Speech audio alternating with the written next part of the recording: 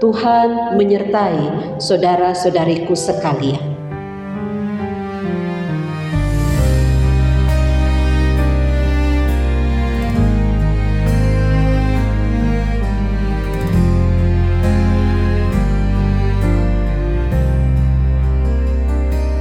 Di bukit gelap kasih terekam, tangan terpaku dosa ditanggung,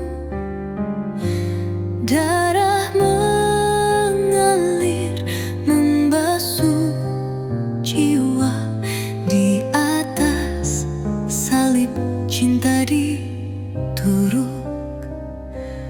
Langit terdiam, bumi terguncang, raga tertikam demi kehidupan.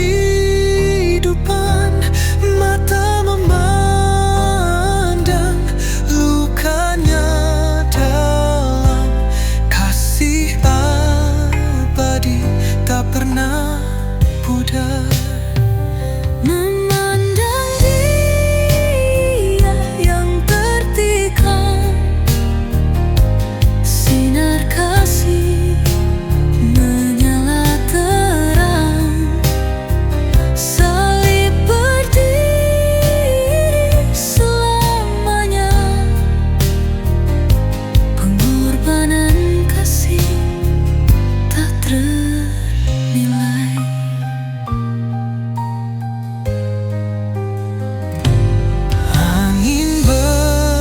Bisik cerita pilu, langkah perlahan ke bukit sunyi.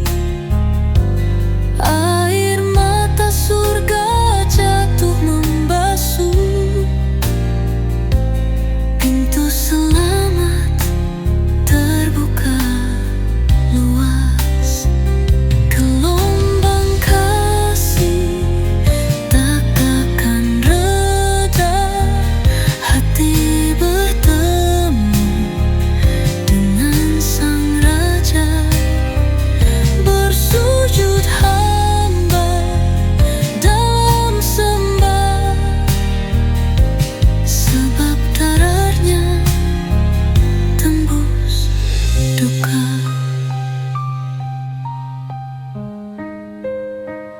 Memandang Dia yang tertikam, sinar kasih menyala terang. Salib berdiri selamanya, pengorbanan kasih tak ternilai.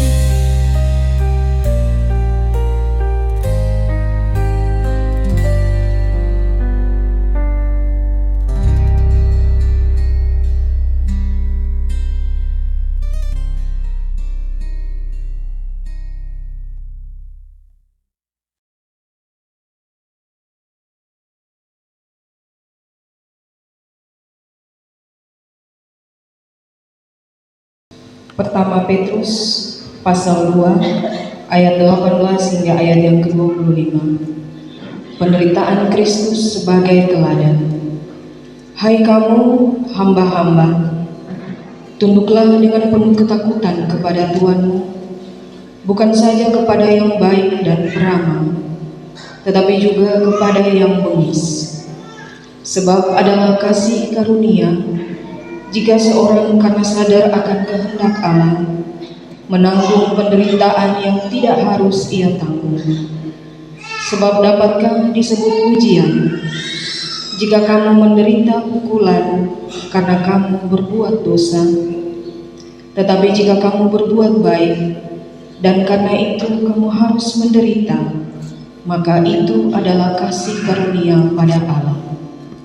Sebab untuk itulah kamu dipanggil, karena Kristus pun telah menderita untuk kamu dan telah meninggalkan teladan bagimu, supaya kamu mengikuti jejaknya.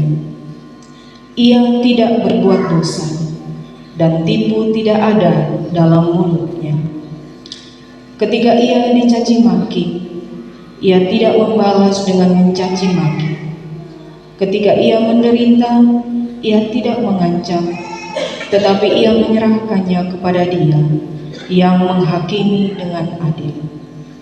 Ia sendiri telah memikul dosa kita di dalam tubuhnya di kayu salib, supaya kita yang telah mati terhadap dosa hidup untuk kebenaran. Oleh bilur-bilurnya kamu telah sembuh. Sebab dahulu kamu sesat seperti domba, tetapi sekarang kamu telah kembali kepada gembala dan pemelihara jiwamu. Demikianlah sabda Tuhan. Dan siapa yang memperhatikan firman akan mendapat kebaikan, dan berbahagialah orang yang percaya kepada Tuhan. Hosiana.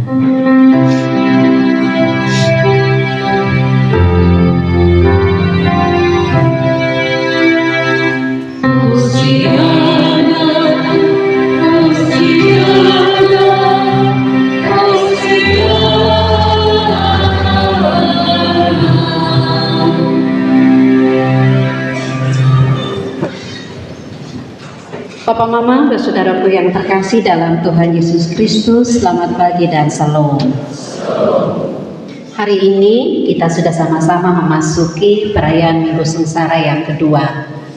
Perayaan gerejawi yang terkait Minggu Sengsara ini akan kita peringati selama 7 minggu berturut-turut. Dan hari ini tema yang diajak untuk kita sama-sama renungkan bicara tentang Yesus menderita akibat dosaku.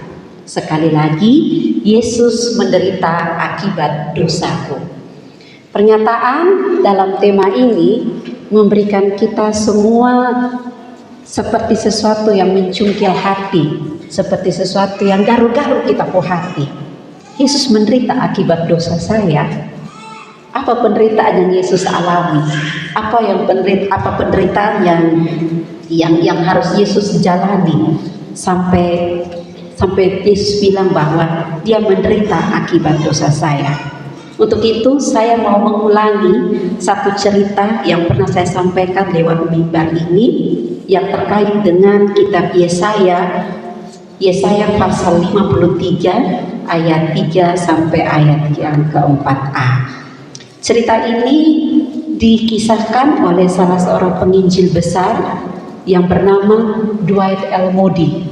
Salah seorang penginjil yang lewat pemberitaan Injilnya telah membawa banyak orang untuk percaya kepada Kristus. Dwight L. Moody menceritakan bahwa dalam pengalaman pelayanannya dia bertemu dengan seorang Buddha yang bernama Willie Platt. Willie Platt sebagai Buddha sangat-sangat tertarik pada ide bahwa sebagai Buddha dia pasti dibebaskan. Sebagai Buddha dia pasti akan dilepaskan dari identitasnya sebagai Buddha. Tapi untuk itu Willie Platt juga punya ide bahwa dia harus melakukan sesuatu yang besar untuk membebaskan dirinya. Dia harus memberontak kepada tuannya. Untuk itulah Dwight L. Moody menyampaikan satu pernyataan yang terkait dengan Yesaya 53 ayat 3 sampai ayat 4a yang memberikan kekuatan kepada Willie Platt untuk memikirkan kembali idenya bahwa apa yang menjadi pikirannya tentang pemberontakan, apa yang menjadi pikirannya tentang pembunuhan untuk dia dibebaskan dari sistem perbudakan adalah sesuatu yang tidak sesuai dengan kehendak Tuhan. Dwight L. Moody mengatakan kepada Willie Platt, besok dan seterusnya jika kamu membaca Alkitab, cobalah baca Yesaya 53 ayat 3 sampai ayat 4a. Dan itu juga adalah perkenalan pertama Willie Platt terhadap Alkitab. Karena Willie Platt yang sebelumnya tidak bisa membaca, tetapi akibat pelayanan kekristenan memiliki kemampuan membaca, diajak untuk membaca oleh Dwight L. Moody. Dwight L. Moody sekali lagi mengatakan bahwa besok dan seterusnya jika kamu membaca Alkitab, mulailah baca dari Yesaya 53 ayat 3 sampai ayat yang keempat. Tetapi ingat, setiap kata-kata yang merupakan ia atau dia, atau setiap kata-kata yang mengatakan, atau setiap kata-kata yang tertulis kita harus diganti dengan namamu, yaitu nama Willy Platt. Lalu Willy Platt mulai membaca, dan saya akan membacanya seperti yang Willy Platt bacakan saat itu. Ia dihina dan dihindari orang, seorang yang penuh kesengsaraan dan yang biasa menderita kesakitan.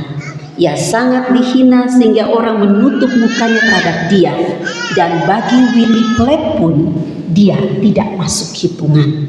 Tetapi sesungguhnya penyakit Willy Platt lah yang ditanggungnya, dan kesengsaraan Willy Platt lah yang dipikulnya.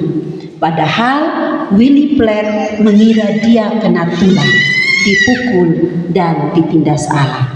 Tetapi dia tertikam oleh karena pemberontakan Willy Platt. Dia dirembukan oleh karena kejahatan Willy Platt. Ganjaran yang mendatangkan keselamatan bagi Willy Platt ditimpakan kepadanya, dan oleh bilur-bilurnya Willy Platt menjadi sembuh. Perkataan Dwight L. Moody kepada Willy Platt ini kemudian setiap hari dilakukan oleh Willy Platt.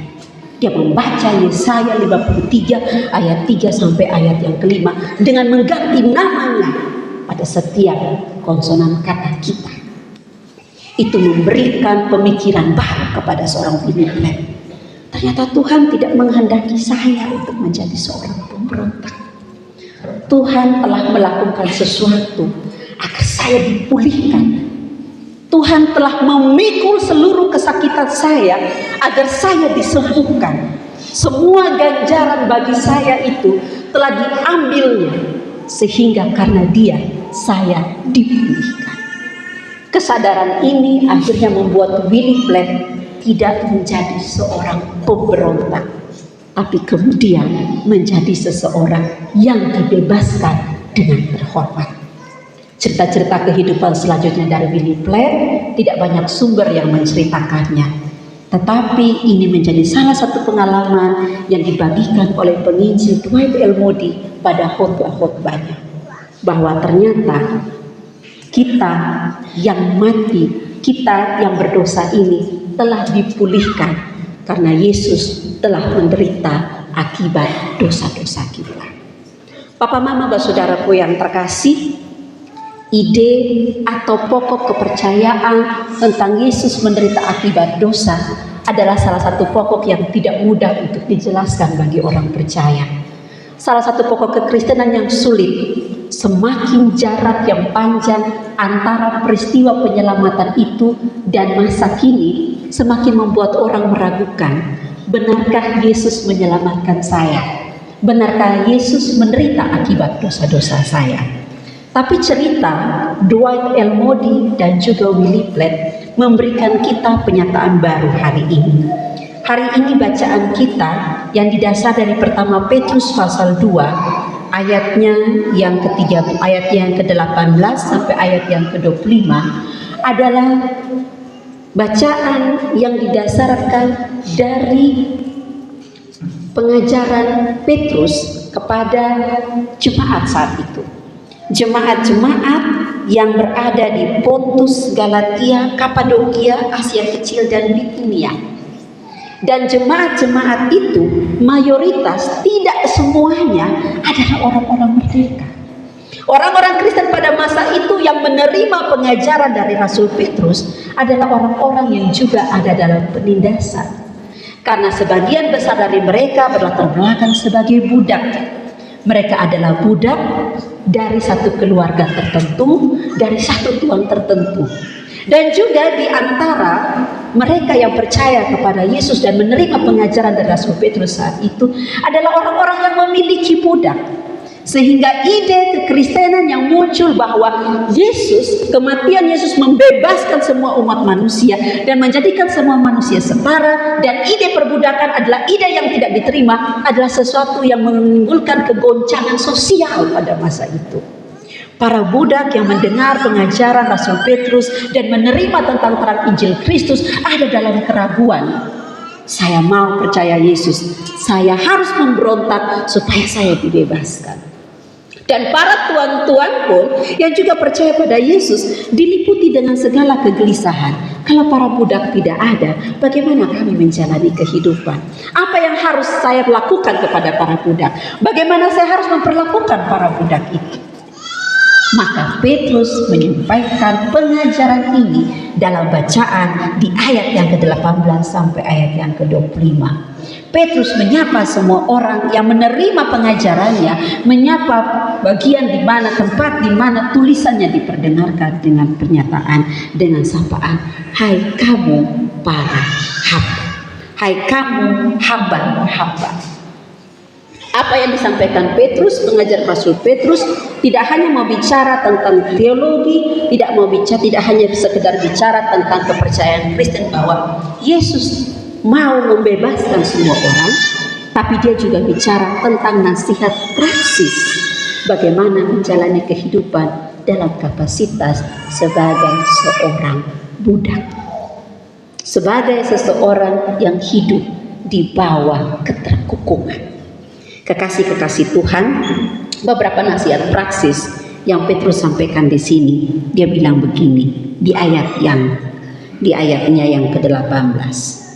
Tunduklah dengan penuh ketakutan kepada Tuhan. Ternyata Petrus bilang tidak usah memberontak, tidak usah capek-capek angkat parang dan memberontak membunuh Tuhan hanya supaya kamu bebas. Jangan suara bikin diri lebih tinggi dari lumpur Tuhan. Bahkan dia bilang, tunduklah dengan penuh ketakutan kepada Tuhan. Konsep itu jika disodorkan pada saat ini bukan hanya para budak yang memberontak, bukan hanya para anak kerja yang memberontak, anak-anak di rumah juga yang biasa kita sapa dengan anak buah pasti memberontak. Ibu Pendeta Hotbal bilang semua harus memperjuangkan kebebasan. Kenapa kok bapak mama perintah-perintah kota juga harus angkat diri? Ternyata tidak. Petrus tidak mengajarkan seperti itu.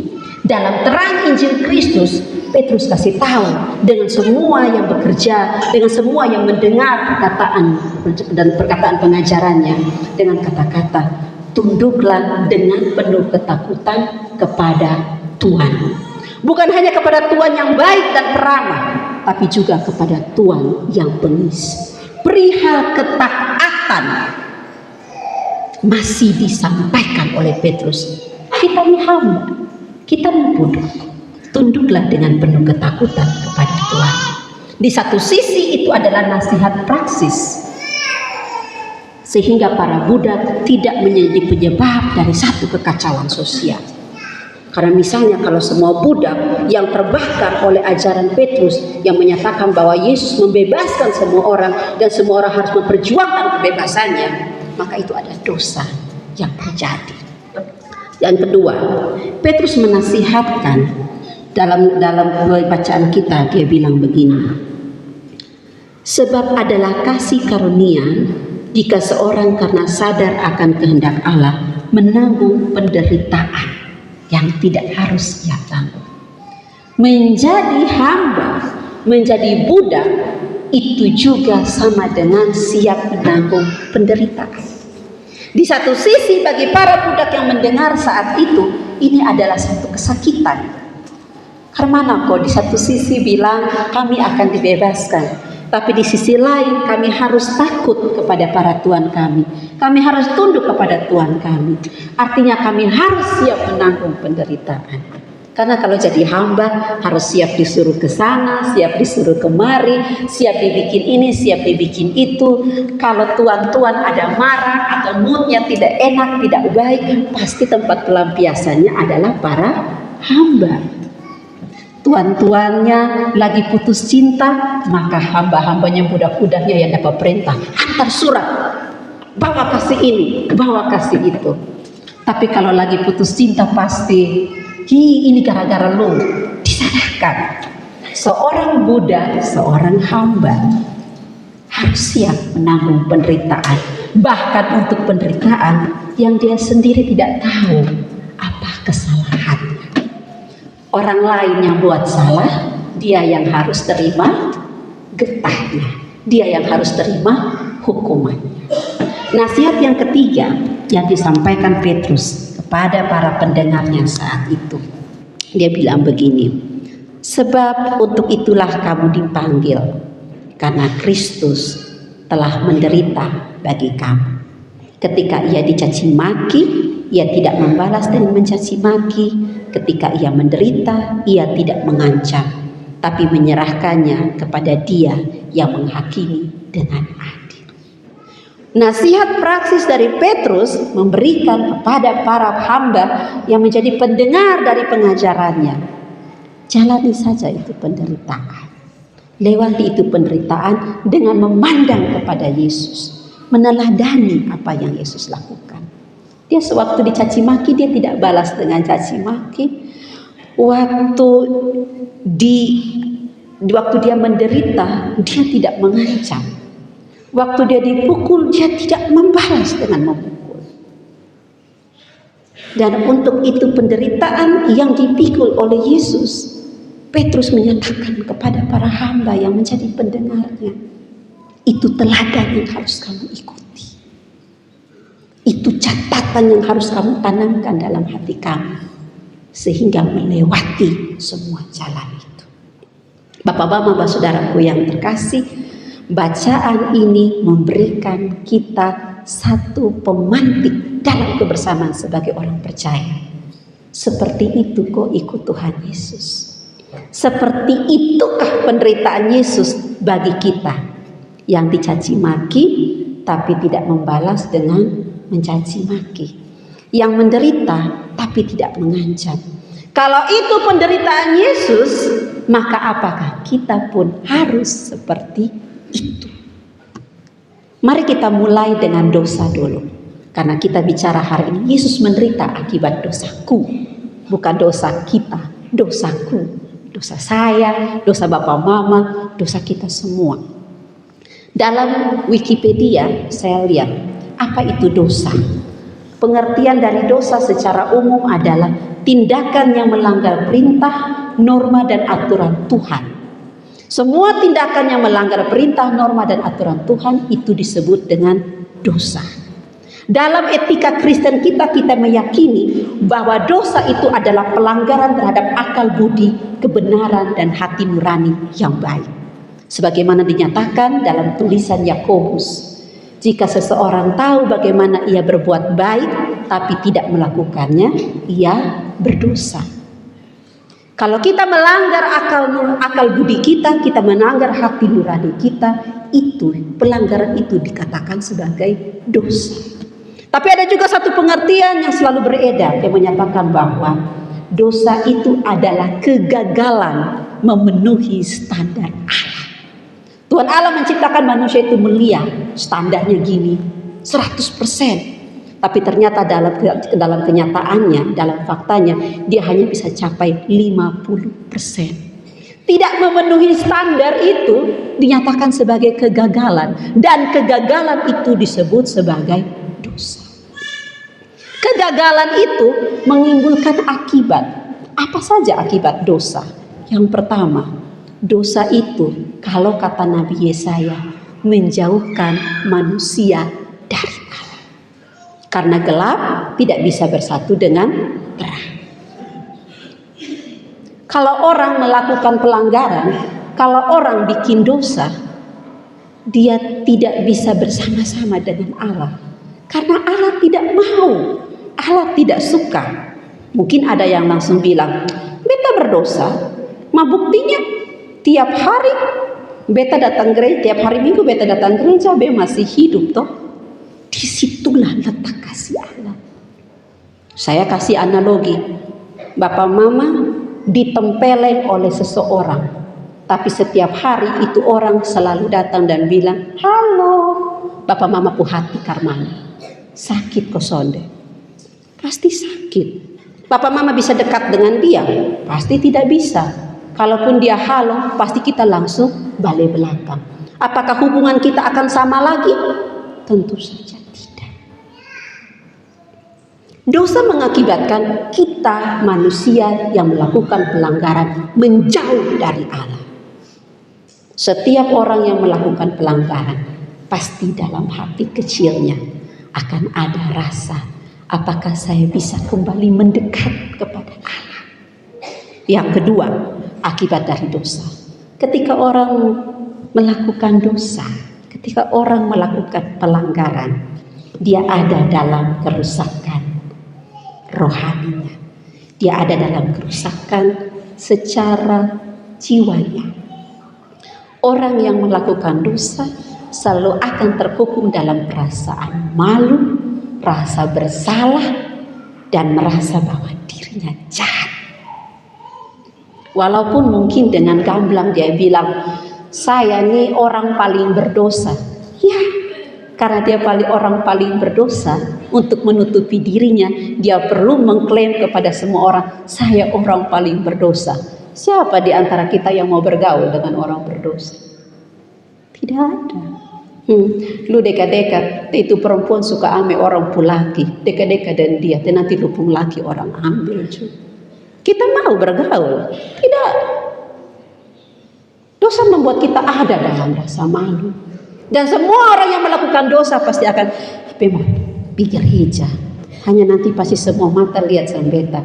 Padahal ada begini banyak orang dalam gereja, siapa yang hanya lihat satu orang? Tidak. Di antara kita semua yang duduk ini, siapa yang tidak melakukan dosa? Termasuk saya. Kita semua pernah melakukan dosa. Kadang-kadang, be malu, be omong dia pun nama, ini hari beta pi makan di dia pun rumah. Malu. Kerusakan rohani akibat dari dosa. Kita ada dalam perasaan malu. Dong minta beta untuk mengajar sekolah minggu. Maka beta dan bepung laki setiap hari bakal ini. Beta mau berdiri depan itu anak-anak. Bapak mama pernah kejadian bahwa ada anak sekolah minggu gosip dia pun guru sekolah minggu. Ini ibu guru sekolah minggu suruh kotong berdoa. Kotong dapat lihat dia pun laki buku dia. Dosa itu mengakibatkan, salah satu dampaknya mengakibatkan kerusakan rohani, di mana manusia ada dalam perasaan malu, jahat, dan tidak pantas, membuat dirinya merasa sangat kecil. Padahal dikatakan bahwa Tuhan menciptakan semua manusia itu baik adanya, standarnya tinggi, tapi ketika dia sudah melakukan dosa, barangnya lecet. Jadi kalau kita belanja barang, aksi ini barang sulecet nih, harganya pasti turun. Oh nah sudah, bejual selalu 400, makasih kurang 100.000 sah. Dari 400 turun 100.000. Karena apa? Nilainya sudah kurang, sudah lecet. Yang ketiga, apa akibat dari dosa? Dosa mengakibatkan manusia itu memiliki kelemahan iman. Dia mulai meragukan, apakah Tuhan Allah benar-benar mengasihi dia? Apakah Tuhan Allah benar-benar mau merangkul dia? Apakah dia bagian dari rencana Allah? Dosa itu melemahkan iman. Makanya orang-orang yang kalau melakukan dosa, itu mulai percayanya kepada Tuhan sudah mulai kurang-kurang. Beta berdoa tiap hari. Itu manusia di sebelah kiri itu, di sebelah kiri bep rumah dia sonto berdoa. Dia pun harta banyak. Beta yang berdoa tiap hari ini bukan harta yang banyak, koperasi yang datang tiap hari gitu. Kenapa ya? Mulai meragukan kemahakuasaan Allah dalam hidupnya. Bepu anak sakit terus nih. Beta berdoa suruh ibu pendeta berdoa di atas mimbar. Bepu anak sonto sembuh. Coba bepi tes baik tua yang ada di selatan itu. Bilang kalau potong piko dia berobat nggak bisa sembuh. Percaya kita sudah mulai kurang. Percaya kita kalau berdoa dengan Tuhan, mungkin Tuhan sudah mau dengar karena beta orang berdosa. Coba beta berdoa di pinggir laut, mungkin buaya dengar. Bukan yang ada, bukannya buaya yang dengar, buaya makan gitu. Jadi tapi aman lah ya. Biasanya kan kalau buaya darat dengan ketemu dengan buaya laut, mereka satu merek gitu. Makanya mereka saling memakan, hanya kutub yang sama tuh kan gitu. Yang keempat, akibat dari dosa mengakibatkan kerusakan fisik. Orang yang hidup dalam pelanggaran, dirinya akan selalu ada dalam hati, dalam kehidupan yang terus ada dalam kesulitan. Bapak mama membunuh orang, tikam orang, pukul orang, tempelin orang, fisiknya rusak kosonde. Pasti rusak. Bapak mama ada dalam keterhukuman, putus asa, malu, tidak mau berkenal dan orang, tidak mau bergaul dengan orang, tidak mau beromong dengan orang. Fisik rusak atau tidak? Mulai dari susun suka makan, lihat orang suka malas, mengamuk sembarang-sembarang, pukul. Belum kau sudah mulai bikin diri tidak sadar. 1 sloki tidak sadar, 2 sloki tambah sadar, 3 sloki dia pun sadar sulari lain lagi begitu.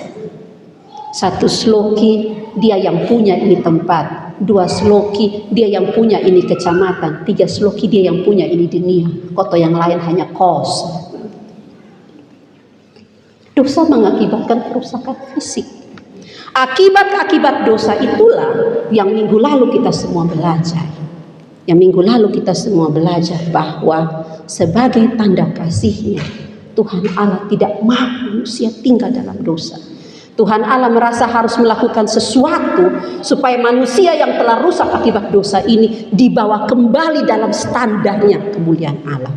Untuk itu, manusia yang ditetapkan sebagai alat damai sejahtera ini dibawa Tuhan dengan cara diselamatkan. Makanya kita selalu menyatakan Injil Yohanes ayat 3 ayat 16. Dan Allah memberikan anaknya yang tunggal yang paling dikasihinya untuk menyelamatkan kita manusia. Karena begitu besar kasih Allah akan dunia ini, sehingga Ia telah mengaruniakan anaknya yang tunggal, supaya setiap orang yang percaya kepadanya tidak binasa, melainkan beroleh hidup yang kekal. Apa yang dilakukan oleh anaknya ini? Yang pertama, Dia kasih tahu bagaimana harus menjalani hidup. Anaknya yang tunggal, yang kita imani, itu Yesus Kristus. Kasih tahu bagaimana harus menjalani kehidupan. Bukan hanya kehidupan di saat-saat muda, bukan hanya kehidupan di saat-saat baik, bukan hanya kehidupan di saat menerima segala pengharapan dari Tuhan, tapi juga kehidupan di saat sulit. Kalau dia mau, dia bisa saja melarikan diri dari semua penderitaan itu. Tapi sebagaimana yang diajarkan oleh Petrus, yang telah diteladankan oleh Kristus, dia lewati semua penderitaan itu. Dia yang adalah anak Bapa menjadi hamba yang paling rendah dan menikmati jalan penderitaan via dolorosa sampai kematian di kayu salib. Dengan demikian, sebagaimana yang Dwight L. Moody katakan kepada Willie Platt, kita bisa membaca Yesaya 53 ayat 3-5 dengan menggantikannya dengan nama-nama kita sendiri. Karena penderitaan Veni Besi yang ditanggungnya. Karena pemberontakan Veni Besi, dia sudah menanggung segala bentuk dosa. Dia juga menanggung penderitaan akibat pemberontakan kita semua. Maka dalam kapasitas sebagai hamba yang menyadari bahwa Yesus telah menderita akibat dosa kita, kita diajak pada hari ini dengan penyadaran. Yang pertama, baik saya maupun Bapak Mama semua, kita semua yang walaupun dengan berbusa-busa menyatakan diri saya orang percaya, hari Minggu percaya, hari Senin bikin dosa, hari Minggu mengaku dosa, hari Selasa buat dosa, hari Minggu minta pengampunan, hari yang ketiga maki orang. Hari Minggu menerima firman, hari Kamis kita lupa buang itu firman. Tinggal Jumat, Sabtu, tong diam-diam supaya hari Minggu mengaku dosa lain. Kita semua ini adalah orang-orang yang pernah melakukan dosa dan sedang melakukan dosa. Dan semua dosa-dosa yang kita lakukan itu adalah kegagalan terhadap standar yang diberikan Tuhan kepada kita. Semua dosa-dosa yang kita lakukan itu adalah pelanggaran terhadap hati nurani baik. Beta sebenarnya pengen togor dia. Hanya persetan dong, orang sombong begitu. Hati nurani kita tahu yang baik itu harus tegur. Tapi kita tidak melakukannya. Itu dosa. percaya kita mulai berkurang. Padahal kita bilang bahwa pembalasan itu adalah hak Tuhan. Tapi kita sudah sabar, jangan bikin repot Tuhan, turun tangan sendiri begitu. Sabar mama, son usah, biasa. Tunggu Tuhan terlalu lama, biar beta yang eksekusi sendiri. Atau mungkin saya mau bikin repot Tuhan, jadi turun tangan sendiri. Tapi hari ini nasihat Petrus kasih tahu dengan kita yang pertama. Karena kita sudah dibebaskan dari dosa. Kita sudah dipulihkan. Yesus menderita akibat dosa kita. Maka mengajak kita semua, mari masuk dalam penderitaan yang berbeda. Kalau waktu itu penderitaan karena menanggung akibat dari dosa, tapi yang sekarang Yesus bilang menurut pengajaran Petrus, tanggunglah penderitaan karena ingin melepaskan diri dari dosa. Karena kita masih tetap jadi hamba. Saya dan Bapak Mama walaupun sudah dibebaskan tetap jadi hamba. Jadi kita tidak perlu angkat parang dan memberontak kepada siapapun. Kita hanya perlu menjalani kehidupan dengan taat sebagai hamba. Dalam konsep sebagai hamba, Petrus kasih ingat, tunduklah kepada Tuanmu dengan takut. Jadi hari ini kalau sampai yang masih kerja dengan seseorang, tetaplah bekerja. Sebagai pendeta, jalani pelayanan selama 5 tahun lebih, sampai sudah hampir 5 tahun di Ebenezer Kappa dengan segala dinamikanya. Ada yang sakit, ada yang tidak menyenangkan, tapi tetap jalani dalam keberadaan sebagai hamba. Tiap kali sidang kena maki, dijalani saja. Toh itu bukan pisau. Dalam perjalanan selama 365 hari kali 4, ada banyak prasangka buruk, dijalani saja. Kenapa? Karena kita adalah hamba. Ketika kita dibebaskan, Petrus mau kasih tahu, kamu sudah dibebaskan Tuhan, Tuhan sudah menderita buat kamu, mari jalani kembali hidup dengan penderitaan yang berbeda.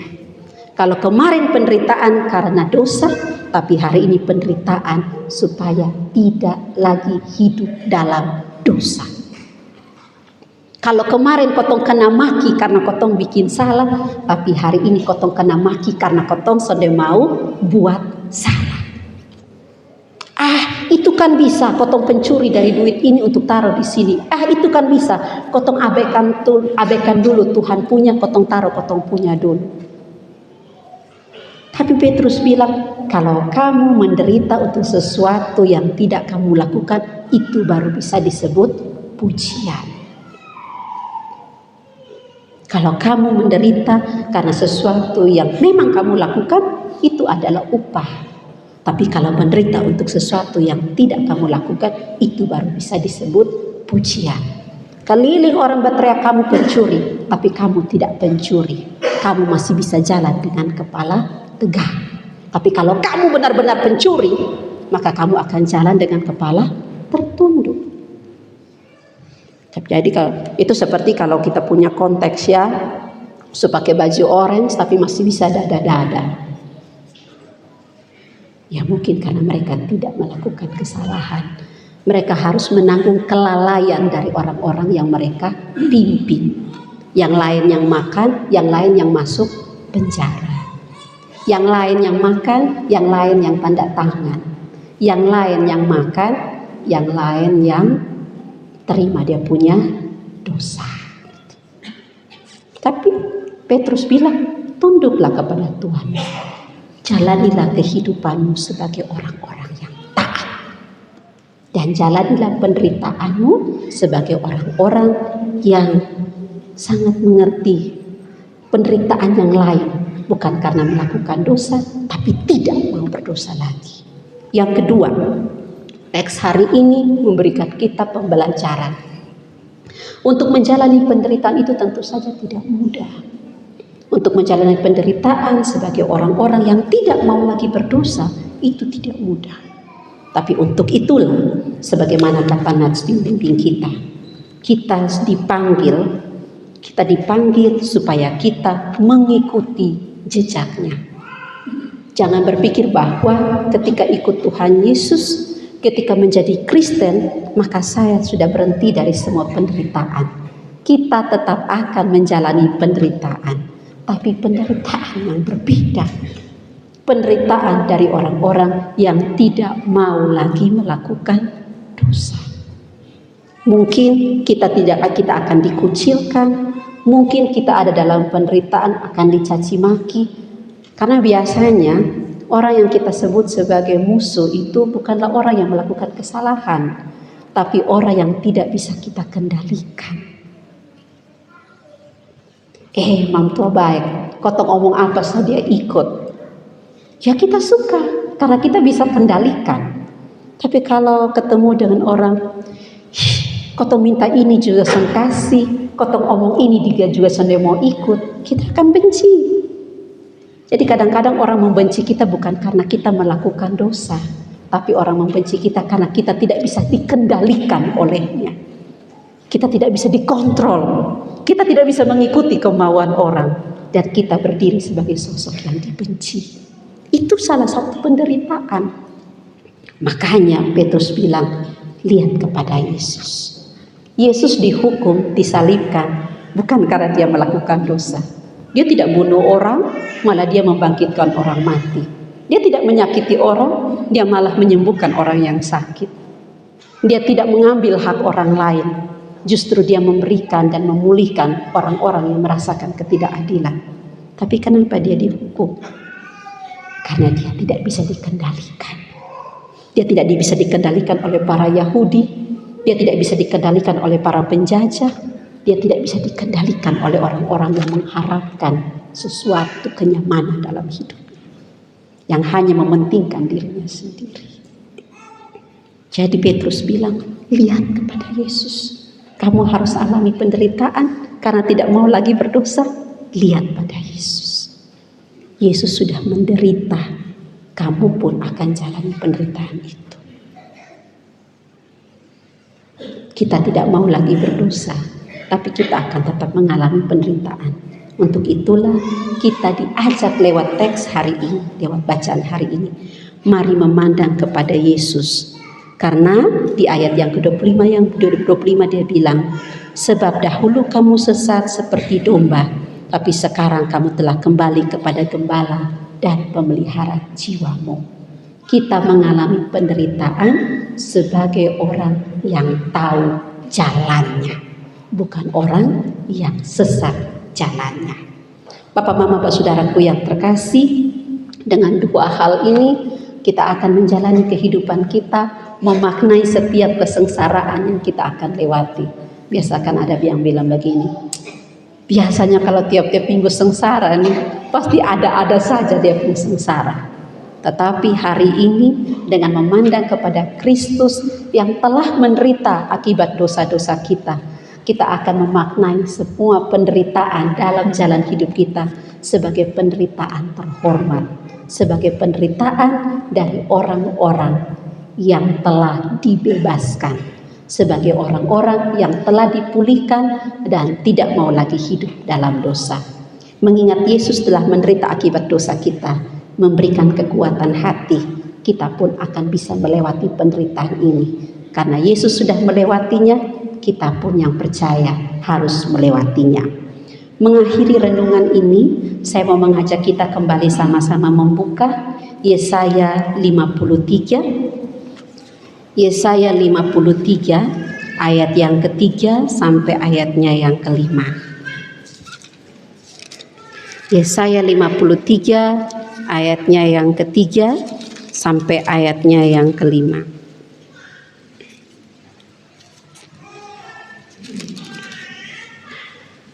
Saya akan memberikan kesempatan sekitar 3 menit buat Papa Mama yang memegang Alkitab. Silahkan membaca ayat ini, Yesaya 53 ayat 3 sampai 5, dan setiap kata kita diganti dengan nama masing-masing. Silahkan membaca dalam hati dan semoga hikmat Tuhan melingkupi kita. Kita mulai, saya akan membaca dari mimbar dengan nama saya, Bapak Mama akan membaca dalam hati dengan nama Bapak Mama saudara-saudari sendiri. Kita mulai. Ia dihina dan dihindari orang, seorang yang penuh kesengsaraan dan yang biasa menderita kesakitan. Ia sangat dihina sehingga orang menutup mukanya terhadap dia, dan bagi Fenibesi pun dia tidak masuk hitungan.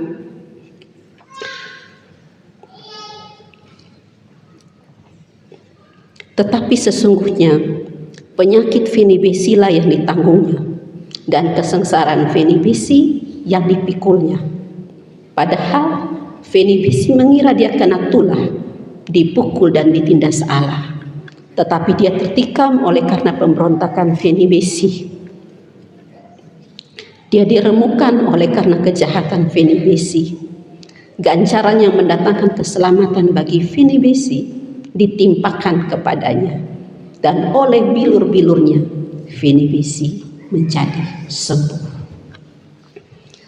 Biarlah perasaan itu menjadi kekuatan hati bagi saya dan Papa Mama bahwa kita semua telah dipulihkan. Untuk itu mari menjalani kehidupan sebagai orang-orang yang telah dipulihkan dan berhenti melakukan dosa. Tuhan memberkati kita semua. Amin.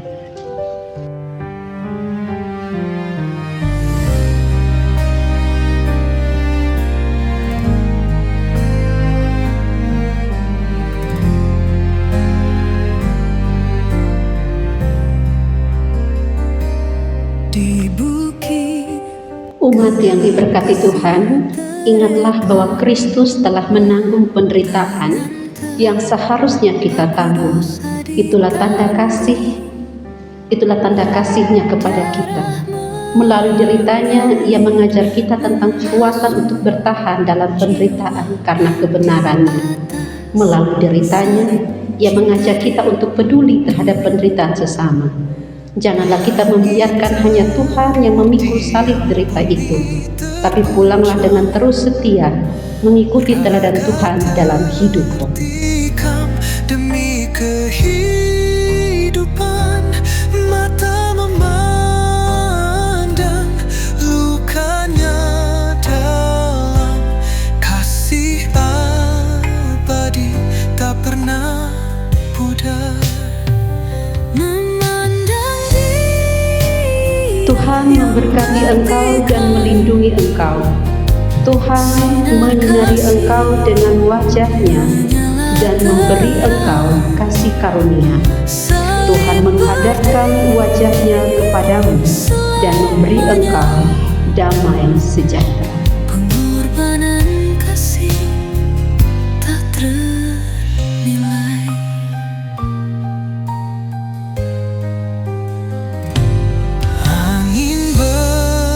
Bisik cerita pilu, langkah perlahan ke bukit sunyi.